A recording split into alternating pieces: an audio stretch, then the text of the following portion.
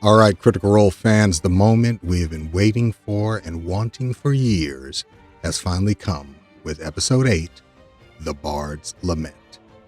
Now, Vox Machina tracks down Scanlan, who is running a successful club at a Chateau Short Halt. I'm extremely happy to have John Heater back as Scanlan's assistant and bouncer, Lionel. Now, Scanlan is enjoying life with his daughter Kaylee and going full-on Fat Elvis before his peace is interrupted by the return of Vox Machina.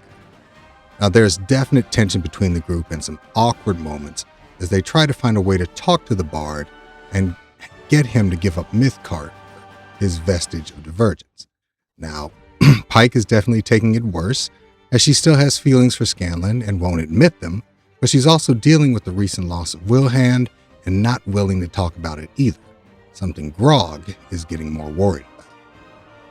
Now, I love the awkward interactions between Scanlan and Tyrion, and have to believe Sam had a great time making fun of his own backup character.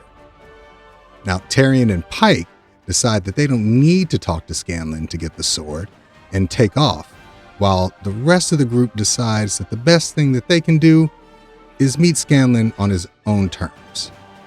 And that means getting wasted.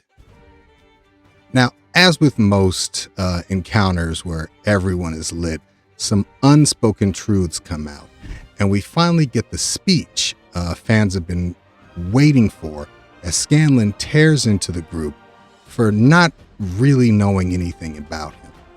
Now, it's an intense scene that works better in this context because it feels like Scanlan has had time to really think about these words and the feelings behind them instead of them coming out of the blue like they did during the actual play.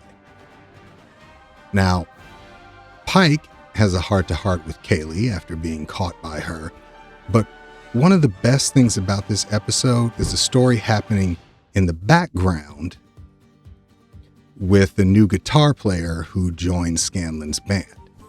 Now, I love that they bring in Tom Cardy to play the Dark Bard, who is ignored by Scanlan throughout the episode until he tries to steal Mythcarver himself and reveals that he is also working for the Whispered One. Now, this episode evolves into a full-on Scanlan Short Halt showcase where there's an epic Bard versus Bard battle that is both hilarious and brilliantly intense. Now, the team, they ultimately mend some fences, and Scanlan ultimately hands over the sword, but he chooses not to come with them. Now, episode 8 was fantastic. I loved the comedy, the action, and the character interactions. Now, I was hoping for more Lionel moments in the episode because one of the things that I liked about his character was the tension between him and Grog and how the barbarian felt replaced.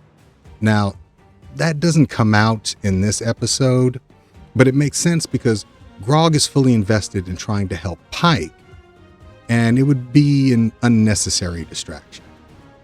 So Vox Machina is off to stop Delilah with a weapon they think will stop the ascension of the Whispered One.